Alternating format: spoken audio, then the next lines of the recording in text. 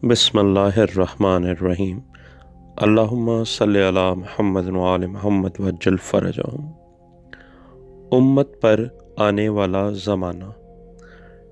शेख सदू की किताब सवाबुल आमाल में इमाम सादिक अलैहिस्सलाम फरमाते हैं कि रसूलुल्लाह सल्लल्लाहु अलैहि वसल्लम का इरशाद है, अनकरीब मेरी उम्मत पर एक ऐसा ज़माना आएगा कि इनका बातिन पलीद व नजस और ज़ाहिर दुनिया के लालच की खातिर नेक होगा।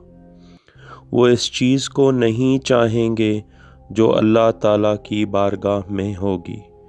इनका हर काम खुद नुमाई, रियाकारी, दिखावा की वजह से होगा। इनमें अल्लाह का खौफ शामिल हाल नहीं होगा।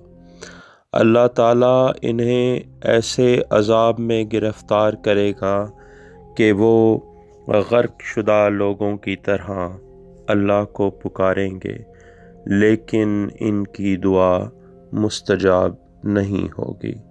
सवाबुल आमाल और बहारुल अनवार।